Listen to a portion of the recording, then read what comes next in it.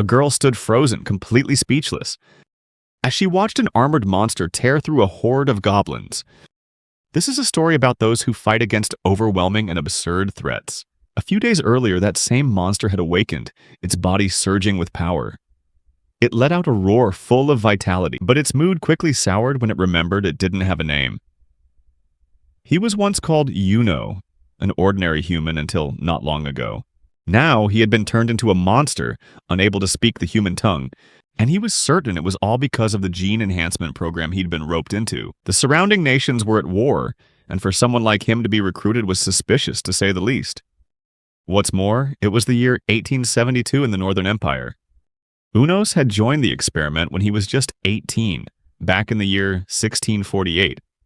If the date and the equipment were still accurate, it meant he'd been asleep in that pod for 200 years. Peeking inside, Unos saw the corpse of a monster, likely another test subject just like him. He fell silent for a moment, lost in thought. If everything he was seeing was real, then why was he just left here? And what happened to his country? Unos thought of his family, wondering what had become of them. He quickly pushed those thoughts aside, realizing there was no point in worrying about the unknown. He decided it was time to get out and see what was waiting for him outside. Before him lay old corridors, littered with corpses. Moving forward, he managed to find a match, which he used to briefly light up the path ahead. However, he ran into another problem. A massive gate blocked his path, impossible to open without power. Unos wondered if the room he'd woken up in had some kind of backup power. As much as he wanted to survive, opening this colossal gate was certainly no easy feat for a mere human. Then it dawned on him. He wasn't a normal human anymore. He had become a powerful monster. With this realization, he decided to test his new strength, putting everything he had into a ferocious punch against the gate. However, the gate was barely scratched, and the impact sent a searing pain through his hand. The pain shot through his entire body. Unos writhed on the ground, screaming as he clutched his hand in agony. Unos glared at the unyielding gate, his eyes filled with contempt. But then he let the anger go. Instead of fuming, he found himself admiring the gate for its durability. That meant the only way out was through the underground section. If he couldn't get out, then surviving for the past 200 years would have all been for nothing. He refused to accept his fate as a monster trapped in a place like this, and he certainly wasn't going to die here. In a fit of frustration, he slammed his fist against the gate again, but it didn't even leave a scratch. Suddenly, a strange sense of relief washed over him, though he couldn't quite understand why. He waved a hand, as if to dismiss the feeling, and refocused on his escape. Unos remembered that this facility was designed to keep monsters like him from going on a rampage. He looked around, taking stock of the situation.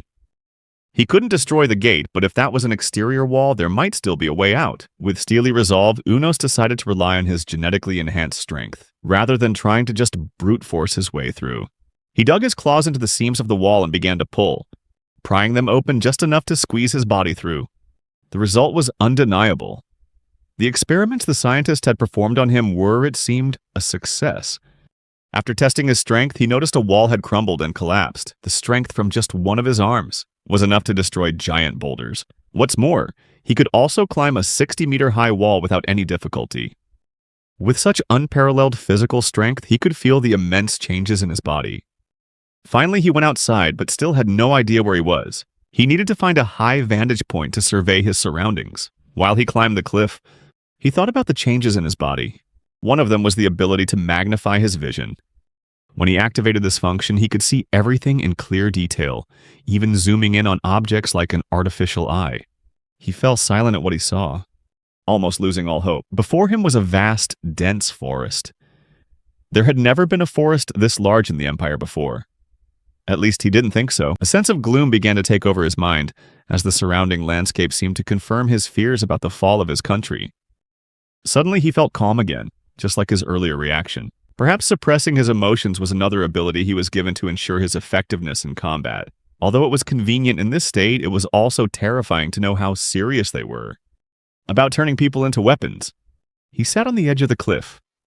He jumped down from the great height, and he crashed to the ground with a powerful impact. Determined to refuse to become a tool of war, he dashed through the forest, heading for a location he had spotted earlier. When he finally arrived, he confirmed that it was an airship. The airship was wrecked and heavily damaged. He forced his way inside and found the interior in ruins. He saw a book nearby and realized it was a flight log, likely belonging to the kingdom of Canaan, where this aircraft originated. According to the log, the crash was caused by a monster attack, and the incident had happened 200 years ago, confirming his suspicions. Unos sighed, accepting his situation. He no longer felt hungry, but still ate some emergency rations. What frightened him wasn't hunger, but the very absence of it. He decided to head out, moving east where he hoped to find a town he remembered once existed. He hoped the town was still standing, but he couldn't get his hopes up too high. Even if it had survived, the people would probably flee in fear after seeing a monster like him. Unos thought about the disastrous consequences it could bring. But just then, a foul stench suddenly filled the air, causing him to cover his nose and gag. Suddenly, he heard some strange sounds coming from nearby, and he began to think about what he was about to encounter. Following the stench, he slowly peeked his head out from the bushes and confirmed his thoughts. The source of the smell and the sounds was... Just as he'd guessed, in a nearby clearing, he saw a whole pack of goblins running wild in their camp, a scene just like what he had read about in manga. Unos watched from the bushes, taking in the scene before him. He clenched his fist, deciding to take action. He already knew the strength of his new body, but wasn't sure if it would be effective against a horde of goblins. That's why this was the perfect time to test it. As an artificial weapon, he moved forward, full of menace. He rushed in and threw a powerful punch, sending an entire group of goblins flying. Without stopping, he threw another punch, launching another one into the air. He continued to slaughter the goblins without mercy. As he did, he wondered what words could possibly describe what was happening. With such heartless cruelty, could this be called a slaughter, a massacre, or even an extinction? None of those felt right. A more accurate description would be that this was the very embodiment of hell. Just a moment later, the battle was over, and he was panting from exhaustion. Goblins aren't large monsters, which is why the fight was so easy. But in the heat of the fight, he had gotten swept up in the feeling, enjoying it like a perfect game. He looked at his hands covered in the blood of his victims. He realized he had probably gone too far. In town, a woman named Dira asked Liesel about his financial situation. He replied, telling her not to ask such questions, and added that she could get better jobs if she raised her rank. He let out a frustrated sigh. The beautiful woman argued that there was nothing left to explore, making his reasoning invalid. However, the man couldn't respond properly, too distracted by her captivating figure. Staring at her openly, Dira silently wondered if she should let him hold her, if it meant he could become a better man. Just then, Lena and Gister appeared, asking if they had really taken on the forest exploration quest. Dira confirmed it, saying she didn't want to hear about Liesel's desire to explore the Great Florida's forest. Somehow Dira found herself on the ground, surrounded by goblin monsters. Lena, who was enduring the same violation, cried and struggled helplessly, begging them to stop. Their male companions were dead, and she wondered how they had ended up in this situation. If it was all just bad luck. Unos charged in, slamming his fist into the face of the giant crocodile monster. A single punch took the monster down, and it collapsed to the ground, lifeless. Meanwhile, the human weapon hummed to himself, satisfied with his work, knowing exactly what he had to do next. The glossy crocodile meat sizzled over the campfire, and he thanked the gods for the meal. He took an eager bite, but he immediately dropped it in disappointment, disgusted by the taste. He vomited up everything he had just eaten, and threw the rest of the meat and the carcass into the river, apologizing for the waste. In the end, he still had a human palate and would have to wash his prey properly before cooking a meal. He didn't want to completely abandon his humanity. He thought back to the moment he woke up as a monster, and the shock he felt as everything changed. Unos ate canned food, even though things weren't going well. He was determined to survive no matter what. Because as long as he was alive, he could find a way to become human again and maybe see his family. His bloodline carried strong female genes, so his sisters had to be alive. All in all, things weren't so bad, and he actually quite liked his new body. The only inconvenience was that he couldn't speak or understand human language. He wanted to live like a monster, but he was still human and needed to interact with others. Although this problem was difficult to solve, he still thought about his fallen empire and wondered where it had gone. His homeland, the Floretic Empire, was the largest nation in the world, with incredibly advanced technology. Thanks to that, they had survived countless wars. The most similar place now was probably Canaan, where science was quite common. Different from Floretic, but if he had to choose another country, it might be Einhell, a place full of people who loved and worshipped nature. Monsters were also part of the environment there, so maybe he would be more easily accepted. They say elves know magic, so he'd need to be careful since he didn't know if he was immune to it or not. As he kept thinking about female elves, he wondered why he imagined them so often. Moving south was impossible for many reasons. And he also wanted to avoid Caesarea to the east, another nation that specialized in magic. There was a group of monster hunters there called the Destroyers, and he would definitely be their target. For now, he decided to find a town in Canaan, trying to avoid meeting any Caesareans. Suddenly, he heard a phrase that sounded like a death sentence, as he listened to Diera grumbling by the campfire. She was complaining about being forced on an expedition, when destroyers like them should only be hunting. Their request was to find something, but they didn't even know what they were looking for. They expressed their annoyance with the elves. Those who occupied the old empire without permission might have been tasked with finding something, like hidden treasure. However, all of its treasures were related to science, which was completely useless to their nation, which focused on magic. Lena suddenly expressed her excitement about being on an expedition, while Liesel occasionally reminded her to be careful, as this job was still very dangerous. Diera retorted that Liesel was too tense and hugged the young girl, which lightened the heavy atmosphere. She thanked the older woman who was cuddling her, saying she wished they could be real sisters. Meanwhile, the two men were talking about something important, but couldn't bring it up while Lena was so happy. As they sat around the campfire, they thought days like this would last forever. Diera never suspected that they had been living alongside death all this time. She wondered if she had been too happy to even notice it. Suddenly, a fire spell struck Liesel in the side, causing everyone to just stand and stare in shock, as she was thrown against a wall. In the blink of an eye, a horde of goblins had surrounded them, and the group had already lost a member. However, there was no time for grief as the merciless monsters continued their assault. Hearing the screams, Gister tried to turn back to help his comrades, but he found he couldn't move as goblins clung tightly to his legs. He turned around, fully aware of the dangerous situation awaiting him. Hearing heavy thuds on the ground, fear seized his heart. Turning back, he saw a massive ogre raising its club high, preparing to strike. The ogre slammed its club down on Jester, ending his life in an instant. Meanwhile, Lena was exhausted, shocked at losing her brother and a friend in just a matter of minutes. Screams echoed all around, the air thick with despair. She gritted her teeth, her legs trembling with fear. She hadn't been careless at all. She had faced an army of ogres and goblins before, but this time it seemed she had miscalculated. She had led the group into an area full of blind spots. In a desperate attempt to survive, she tried to counterattack with one of her spells, aiming straight for the leader. However, a monster soldier appeared and absorbed Lena's spell with the anti-magic shield it possessed. She stood frozen, realizing that if her magic had no effect, then the group had no hope left. A scream rang out, and Lena saw goblins surrounding her, their eyes filled with malice. She tried to fight back, but unfortunately, she quickly suffered the same fate. Despite her cries for help, there was nothing more she could do. She could only bow her head and apologize to her comrade for not being able to protect her. Tears streamed down her cheeks, and fear flooded her heart.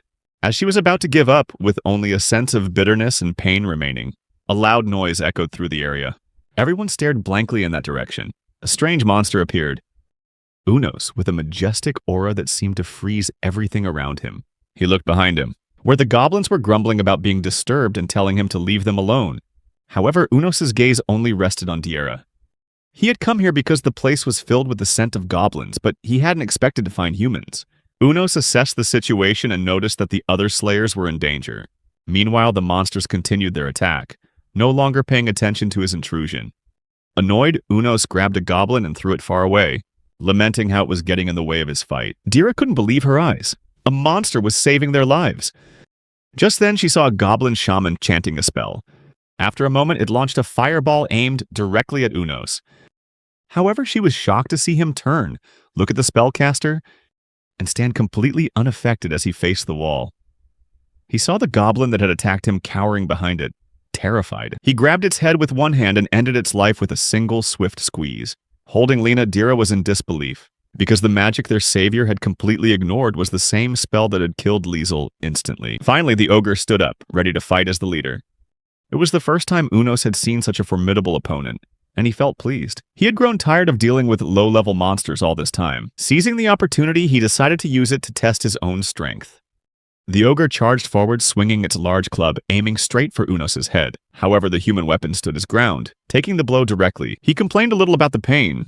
While Dira witnessed the scene, worried because that last hit was strong enough to send a normal person flying.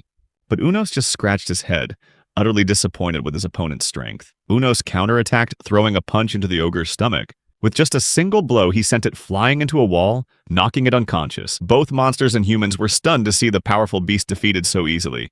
Without stopping, he leaped high towards his enemy and used his sharp-clawed feet to dig straight into its face. After that, he cleaned up the rest of the monsters, relishing his victory with satisfaction. When he turned back, he saw the girls cowering in fear. Although he wanted to tell them they didn't need to worry anymore and that they were now safe, he couldn't express it in human language. To express their gratitude for saving their lives, Unos casually rummaged through their belongings and took what he wanted. First, he took the food, then he picked up a sword. When they realized it was a special weapon, the heir desperately pleaded with him to leave the sword behind, and that he could take anything else. However, due to the language barrier, Unos didn't understand what she was saying. He only heard mumbling. He realized he was in Caesarea territory, where it seemed a death mark event was taking place. As he turned to leave, the sorceress continued to plead, saying the sword was a symbol of their group's existence. But Unos, not understanding her words, kept walking and ignored her pleas.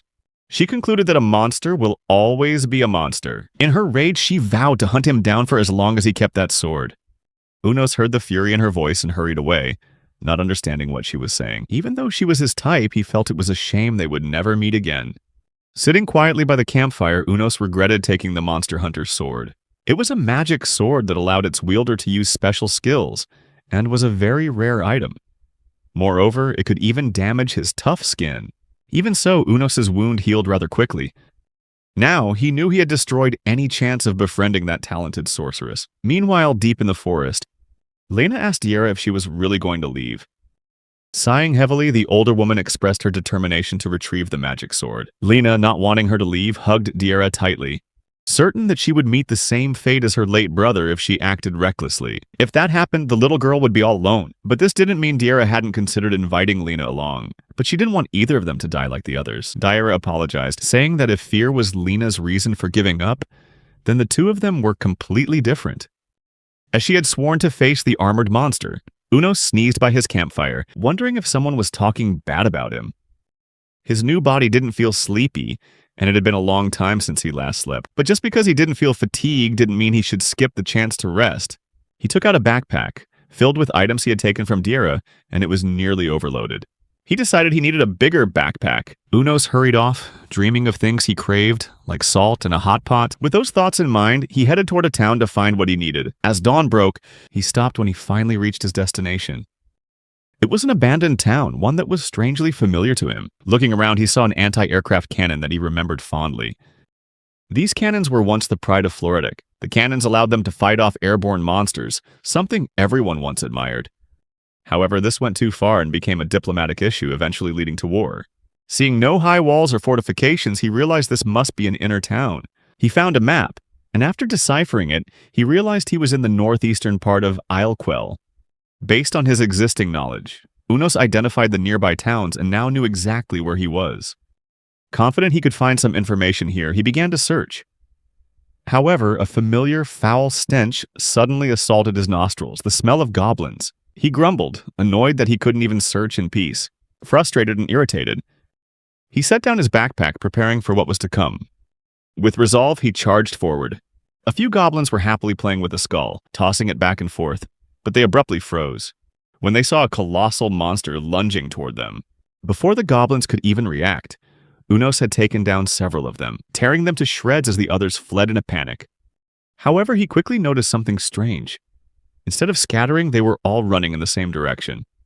Certain that something was up, he decided to give chase. He swung his fist as he ran, thinning their ranks. The goblins didn't engage him directly, and their coordinated movements clearly pointed to a commander's presence. Unos wondered if the goblins were protecting something. After continuing his path of slaughter, he finally arrived at the gates of a school. The gymnasium was massive, likely serving as the heart of the goblin settlement. As he moved inside, the stench grew so overpowering it made him want to retch. At last he reached his destination and saw Hordes of goblins of all kinds surrounding a large, dark monster. It was the Goblin Queen. The Goblin Queen is the center of their reproduction, though they sometimes use other races to propagate. With their high birth rate, the goblin population will keep growing as long as the queen survives. Disgusted by the scene, Unos charged straight in, determined to destroy the despicable creature before him. Fearlessly, the other goblins leaped to her defense, clinging to his armored body. However, their devotion was no match for his overwhelming power. The weak goblins couldn't resist for long. Unos devastated them one by one, leaving only the Goblin Queen and a few of her guards. Unos, however, had no desire to get any closer, as the stench was becoming unbearable. He decided to finish them off without moving another inch. Bending down to pick something up from the ground, he held a large rock in his hand. Now it was just a matter of aim. Fortunately, his target was quite large, so he confidently drew his arm back, ready to launch the stone. As expected, it was a clean throw.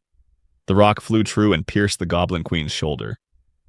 She shrieked in agony, but Unos was disappointed, as he had been aiming for her head. Unos tried again, this time aiming for her abdomen and landing a perfect hit.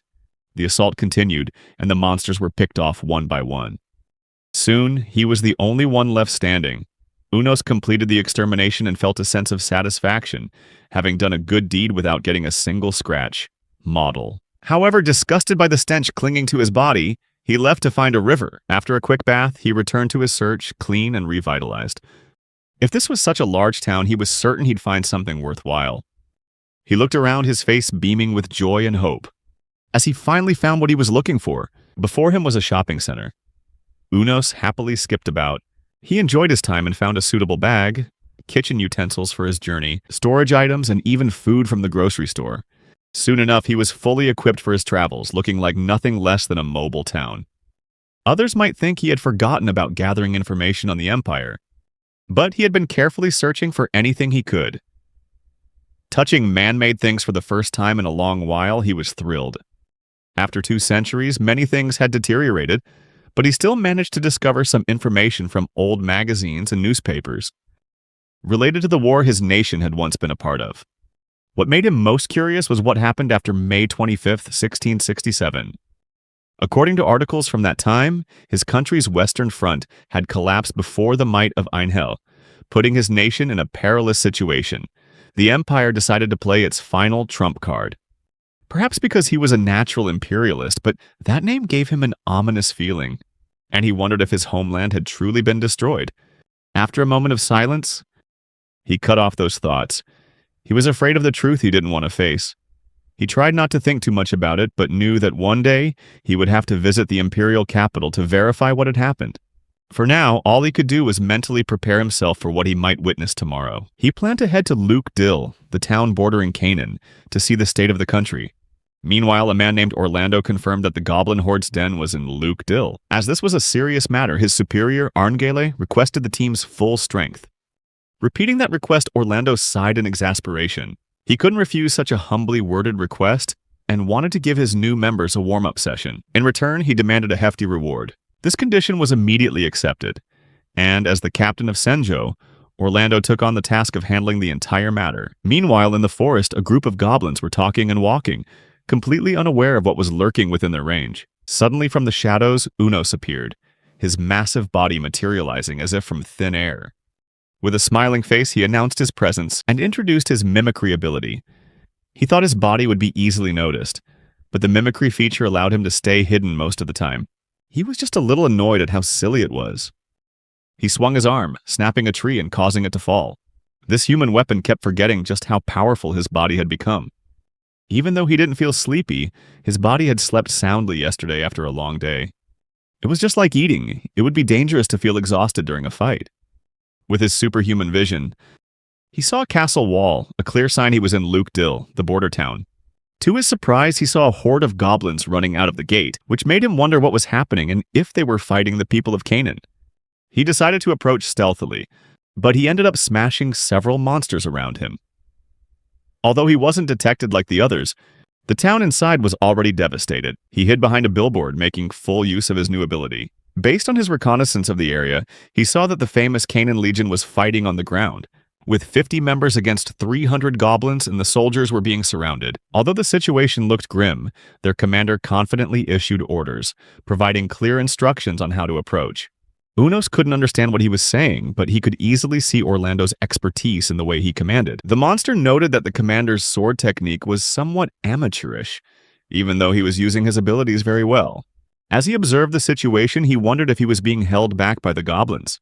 And just like that, in the blink of an eye, all 300 goblins were wiped out. Unos was just a scavenger, and he couldn't get any closer because of the stench from the goblins, which he absolutely loathed. He lamented that he couldn't bring anything home. Just then, a member of the army was asked to use detection magic to search for survivors. A wave of magic spread out over a wide area, and it even reached Unos. Suddenly, he felt a sharp, itching pain spread throughout his body, leaving him confused. While he was still bewildered, the entire army suddenly pointed towards him, revealing his position.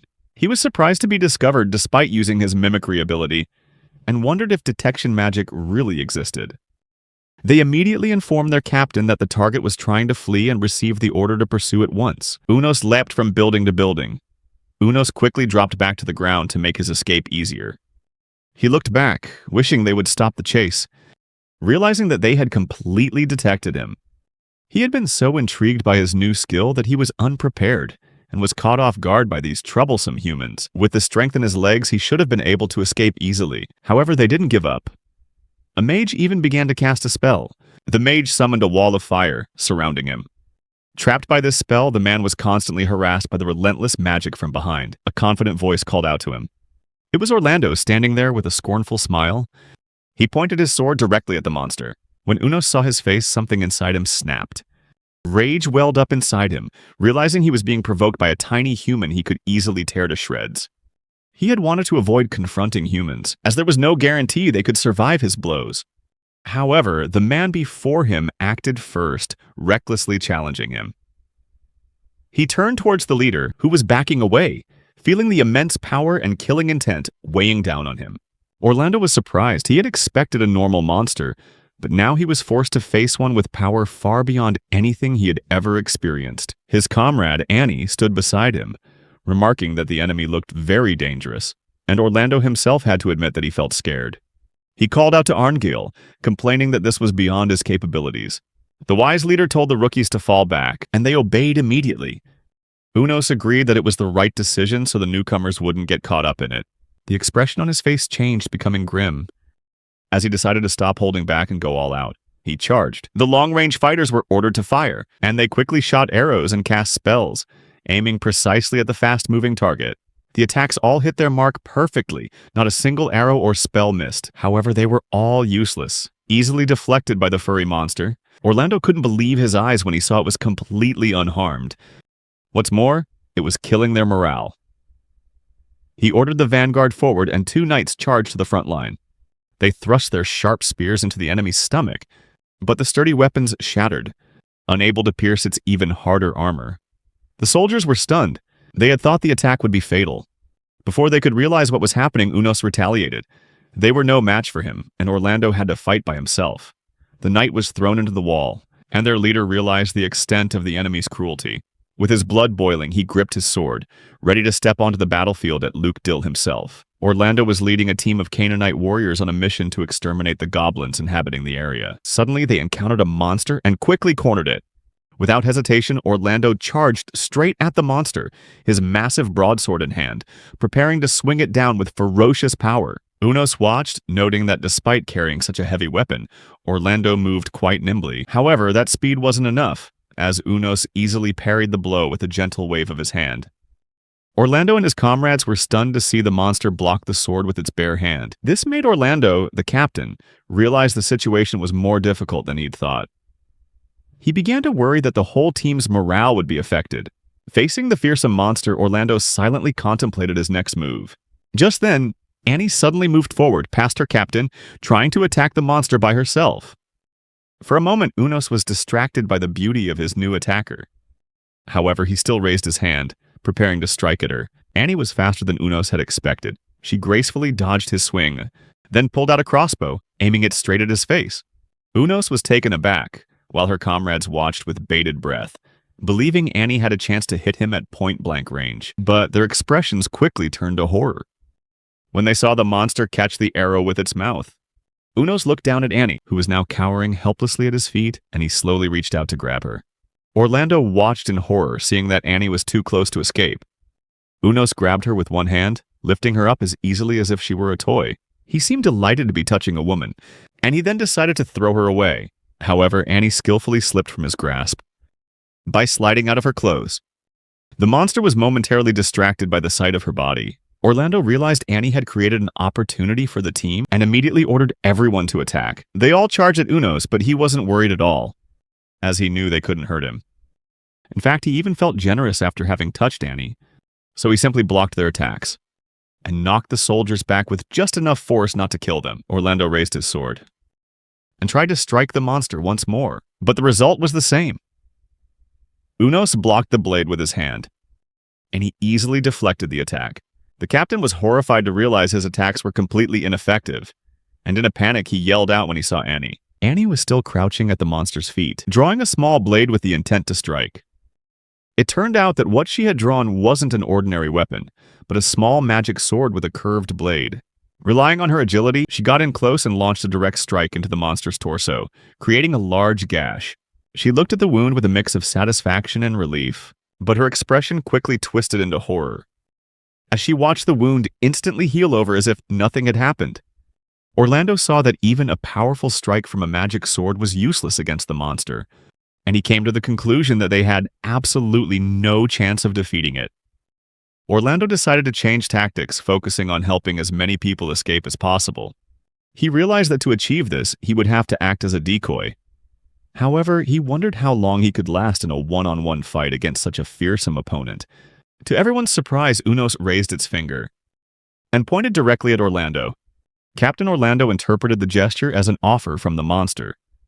It would let everyone go if Orlando sacrificed himself. Elated by this opportunity, Orlando ordered his team to fall back, preparing for a solitary battle with the mighty monster. Unos was in the middle of an intense battle with Orlando, while Orlando's comrades were assisting him. It realized that if the fight continued, it would quickly become a one-sided hunt. Therefore, it decided it had to end the conflict right here. Unos pointed directly at the group's captain, challenging him to a duel. A team member vehemently objected to the idea, believing Orlando had no way of winning against the monster alone. Orlando calmly replied that there was no need to worry, that everything would be fine. He even promised to treat everyone to the finest drinks when they returned. He then reminded his female comrade to cover herself up to avoid being a distraction. The brave captain turned back to face the monster, knowing full well he had no chance of victory. Despite the immense power gap between them, Orlando stood his ground with confidence. He knew his own life didn't matter as long as none of his comrades had to die. He realized the monster had just been standing there, observing him this whole time, and wondered what it was waiting for. Intelligent creatures were usually difficult to deal with, but in this case, Unos' strangeness was an advantage, as it would allow him to get as many of his comrades back to safety as possible. Orlando then bravely declared that he was ready to sacrifice his life. After making the monster wait, he officially issued his challenge. Of course, Unos didn't understand a single word of what Orlando was saying. Orlando was determined not to give up. Raising his sword high, ready for battle, Unos lowered its body like a sprinter at the starting line, waiting for the right moment. Orlando held his ground, ready to strike at any moment, while his comrades watched with worried expressions. Unos suddenly moved, stomping its foot on the ground so hard it created a small crater. Then it lunged forward like a flash of lightning. Orlando watched intently, waiting for the perfect moment to bring his sword down. However, Unos was even faster this time, appearing right in front of Orlando before he could even react. Orlando barely managed to dodge the monster's first swing, but before he could regain his balance and counterattack, Unos grabbed both of his arms, and Unos lifted him off the ground, causing his sword to fall to the earth. Orlando's teammates watched in horror, but Orlando refused to give up. Mustering all his strength, he managed to free one hand from the monster's grip. Orlando slowly lowered his hand, intending to grab his second dagger for one last desperate strike. However, when Orlando looked down, he realized his fingers could only just graze the hilt of the dagger, but he couldn't grasp it anymore as his hand and fingers had been completely crushed. In despair, he bowed his head, accepting this was the end for him. Unos opened his maw wide, preparing to bite down on Orlando's head. His teammates stood watching, mouths agape in terror, as they saw Orlando's head just inches away from the monster's sharp fangs. Suddenly, Unos dropped Orlando to the ground and spat in disgust, as if he had just bitten into a skunk. Orlando lay sprawled on the ground in confusion, while fluid from the monster's body dripped onto his face. His team members were also frozen in place with bewildered expressions, unable to comprehend what had just happened. Orlando slowly sat up, even more surprised to see the monster running away. He wondered if it had actually sprayed poison on his head, or if he had done something to scare it away. Orlando turned to look at his teammates and noticed some of them were pinching their noses. Hanny grimaced in discomfort and asked him when he had last washed his hair. The pungent captain replied that it had been 3 years ago. Meanwhile, Unos had safely reached the edge of the forest near Luke Dill, but the unpleasant aftertaste of Orlando's hair still lingered in his mouth. His initial plan was to feign pain and flee, but he never expected to be genuinely tortured. He wondered when that man had last bathed as he tried to swallow his disgust. Unos recalled a few exciting moments from the battle and quickly regained his composure. Suddenly, he caught the scent of human blood. Sharpening his sense of smell, he followed the trail and decided to investigate, while silently appreciating his body's extraordinary abilities. Along the way, Unos discovered 3 freshly killed human bodies. Upon closer inspection, he noticed there were no signs of a monster attack, and all of their equipment had been taken. The tracks of a carriage were still fresh on the ground. Unos let out a cunning smile, excited by the thought of facing bandits, from whom he felt no moral qualms about stealing in return. He began to follow the tracks. Unos eventually caught up to the carriage, which was being guarded by bandits. When they saw a monster like him, they were so terrified that they fled in disarray without a fight.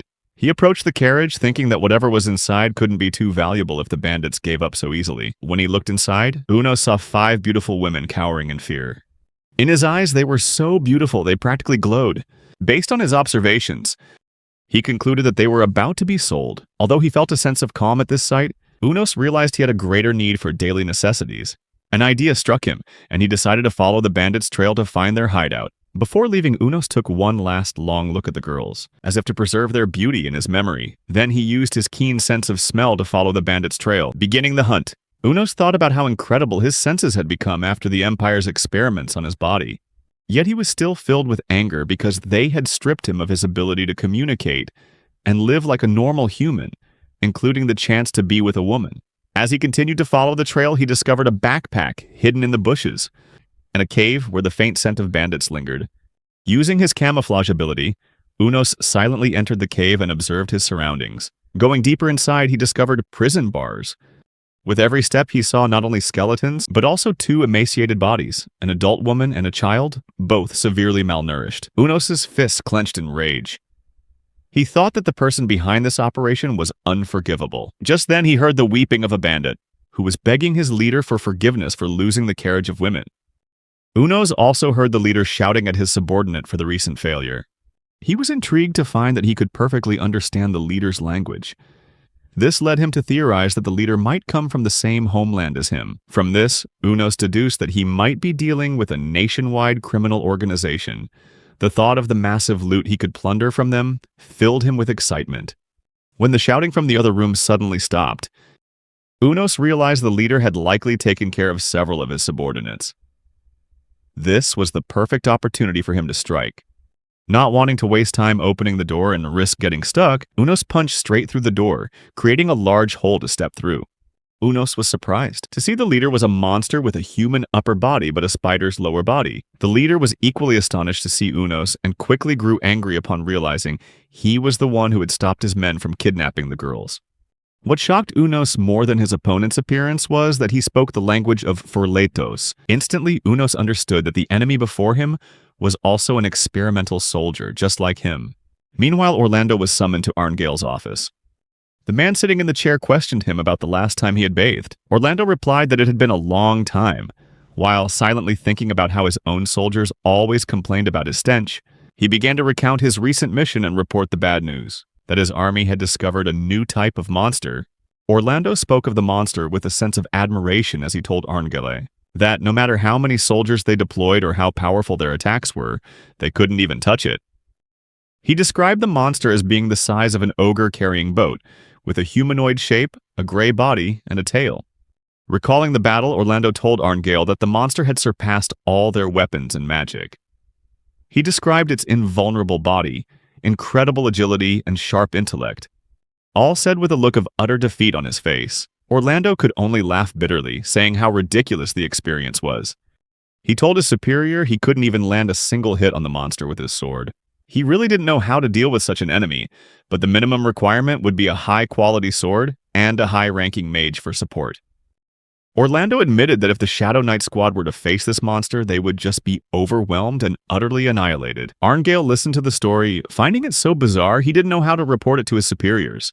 Nevertheless, he ordered Orlando to take charge of dealing with this monster. Both were terrified at the thought that there might be more monsters like it out there. If that were true, they believed humanity would face extinction. Little did they know that Unos and a similar monster were about to clash. Unos tried to tell the spider monster that he too was a citizen of the Ferletos Empire, just like it. However, the spider monster didn't understand his words, hearing only meaningless growls. Unos thought about writing on the ground with his finger to communicate, but he quickly realized he couldn't move. His entire body was bound by nearly invisible spider silk without him even noticing. It turned out the spider monster had been silently setting a trap for him. Meanwhile, the enemy began to ramble on about how its subordinates had failed to kidnap the girls it wanted. Suddenly, it screamed in anguish, confessing that even after stripping the girls and making them cry, none of them could awaken its manly desires. Unos felt a sense of empathy for the spider monster, realizing they both shared a similar problem. Model. However, when the spider monster began to speak of its plan to kidnap a woman and her child, force the woman to dance and make the child play some sort of game, just as it had done before, Unos's rage exploded. The image of the woman and child he'd seen in the cell flashed through his mind, and he could no longer hold back. Fueled by fury, Unos charged straight at the spider monster. His opponent swiftly dodged, and his attack only shattered the ground beneath it. Unos understood that his enemy had also undergone physical transformations and been abandoned by anyone who might have recognized it. However, he could not condone or sympathize with the spider monster's cruel actions, and resolved that he had to destroy it. The spider monster was astonished by Unos's power. Realizing that even its mighty webs were not enough to stop him, Unos watched his opponent, realizing the spider monster was still unaware that he too was an experimental soldier just like it. At the same time, Unos was extremely wary of his opponent's webs and refused to get close without a clear plan. He backed away, dragging the web-covered corpse of the spider monster's underling with him, to avoid getting trapped in the webbing. However, no matter how hard he swung his arms, the webs clinging to the corpse wouldn't let go. Just then, the spider monster suddenly lunged forward. In a swift reaction, Unos hurled the corpse back at the spider leader, distracting it just long enough for him to seize the opportunity, grab his opponent's chest, and slam it against the wall. But to Unos's astonishment, the spider monster slipped from his grasp by shedding its own skin, leaving a torn patch of it in his hand. Unos suddenly felt a searing pain erupt in his badly wounded hand. He collapsed in agony as the spider monster let out a loud laugh, mocking him for not realizing its skin was acidic. The spider monster declared that Unos had to die, as the creature sprayed a massive amount of venom all over the unprotected right side of his body. Confident that its opponent could not survive, the spider monster walked away with a triumphant laugh, not even bothering to turn back to witness Unos's death. Unos's right side was paralyzed by the venom, and he feared his body wouldn't last much longer. Thinking fast, he remembered the vial of medicine Dira had given him, although he had no idea what would happen if he used it. He had no other choice, and he began searching himself for the vial. Finally, upon finding the vial, he quickly uncapped it, deciding to bet his life on the only thing he had left. Unos poured the contents of the vial over his injured body parts, hoping for the best. After a moment, the pain and paralysis began to fade away. Soon his body was completely recovered. He looked down at his right hand, astonished to see it was not only healed but looked healthier than ever. Though he only had a faint memory of the woman's face, Unos silently thanked Dira for saving his life. Relief washed over him as he realized he had survived a life-threatening situation. This was the first time in 200 years that he had felt pain. Unos considered how dangerous the spider monster was and realized that, if he let it escape, he would be haunted not only by the image of that woman and child, but by countless other innocent victims as well. Although he didn't consider himself a hero, Unos couldn't stand the thought of more innocent women becoming prey for this deranged creature. With his body now fully restored, He began to track his enemy using his keen sense of smell. Meanwhile, the spider monster was hiding on a high tree branch, staring down at the carriage its subordinate had failed to retrieve. The spider monster eyed the woman driving the carriage, noting her beauty, and began to imagine ways to play with her. Suddenly, a rock came flying, striking the tree trunk just inches from its head. It spun around, shocked, to see Unos had already tracked it down. Model. Unos's appearance shocked and angered the spider monster, which couldn't understand how he had survived the serious wounds it had inflicted. Unos threw another rock, forcing the spider monster to hastily dodge.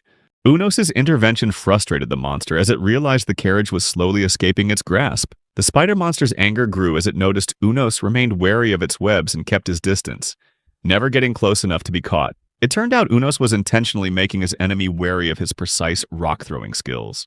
Unos deliberately maintained the tension, keeping the spider monster from chasing the carriage, creating an opportunity for those inside to escape. The spider monster's patience was wearing thin, and in its frustration, it decided to attack first. But Unos had anticipated this. He backed away, increasing the distance between them, which only annoyed the spider monster more. With no time to complain, the monster had to dodge continuously as Unos kept throwing rocks at it with precision, forcing it to leap backward to avoid the blows. However, Unos quickly closed in, narrowing the distance once again. Further frustrating the spider monster, in a fit of rage, it leaped into the air and spat poison down. Unos nimbly dodged, but he soon realized the spider monster wasn't just attacking, it was also trying to escape. Unos ripped a nearby tree out of the ground and hurled it directly at the spider monster, cutting off its escape. He planned to advance if the enemy retreated, and back off if his opponent tried to close the distance. Every time the spider monster shot out its webs, Unos used the tree like a club to sweep them away. Whenever he saw an opening, he would throw a rock at his opponent with incredible accuracy. Throughout the battle, Unos repeated this cycle of attacks. The fight lasted until nightfall, making the spider monster irritable as it screamed at the injustice it was forced to endure. But Unos didn't care about fighting fair. To him, this was simply a hunt. Day after day, the battle continued. Unos never changed his tactics, maintaining a relentless rhythm of attacks. To the spider monster, the fight felt like it had dragged on for a month. It was exhausted, its vision started to blur, and its mind was spinning. Looking back on the fight, the spider monster realized that Unos had never given it a chance to eat or sleep. The spider monster tried to produce more silk from the tip of its tail, but nothing came out. Just then, Unos threw a rock that hit the tip of its tail, sending a sharp pain throughout its body. In its agony, the spider monster looked back on its life, filled with resentment as to why it had to endure cruel experiments. Realizing it had been trapped in the body of a monster, thinking about its own pain and suffering only fueled its anger. In a blind rage, it instinctively charged straight at Unos, but this was a fatal mistake. Unos quickly threw several rocks in succession, piercing the monster's body in multiple places. The spider monster collapsed to the ground, its body riddled with wounds and excruciating pain. It tried to crawl away, desperate to escape. Unos grabbed the spider monster's neck, squeezing tightly, causing it even more pain. Then he pinned the monster against a nearby tree. Using his fingernails, Unos began to carve letters into the tree trunk, forcing the weeping spider monster to watch his every move. The spider monster was stunned when it realized Unos was writing in the language of the Furletos. It realized in shock that Unos was just like it, an experimental soldier. Unos growled, conveying his clear intention: die. The spider monster sensed the determination in that roar and began to plead for its life, begging to be seen as a comrade, another victim of the experiments. Ignoring its pleas, Unos coldly crushed the monster's head until all life had left its body. Then he said coldly, "I'm not like you." Standing on the edge of a cliff, Unos looked out at the view before him. Below, the town of the elven nation of Einhell came into view, with the silhouettes of girls faintly visible in the twilight. He mused, silently telling the readers that after defeating the spider monster, his journey was not over. Unos made his way to the frontline city between Canaan and Einhell. Looking at the city walls, he quickly concluded that this place had abandoned the path of scientific and technological development. He recalled how the elves of Einhell worshipped nature, which led to little technological development over the centuries. This wasn't a major problem for them, as the elven race was inherently strong. However, the humans in the frontline city used to deal with monsters by equipping their walls with heavy weaponry. When he looked at the current city walls and still saw crude ballistae, technology that was used 200 years ago, Unos knew that this city was no longer advancing. His disappointment with Kanan had led him to his current visit to the Einhell forest. Unos climbed down the cliff to a familiar reconnaissance spot, where he often observed the elves. In the 16 days since he'd set foot in this country, this was the place he used to gather information on them. Unos realized that elven women were as beautiful as the stories he'd heard. Thinking about what he knew of elves, Unos recalled that they were masters of magic, who used sorcery in their daily lives, from starting fires to drying clothes. As he reached his reconnaissance spot, an area hidden in the bushes, he revealed that this was where he watched the elven women bathing in the nearby lake. With over 100 elven women in his sights, Unos concluded that their beauty far surpassed that of humans. He then moved to a second reconnaissance spot, where he fixed his gaze on one particular elf, whom he'd nicknamed Number 06. She was his favorite among the elves, and she often brought children with her to the lake to bathe, an act that Unos still couldn't comprehend.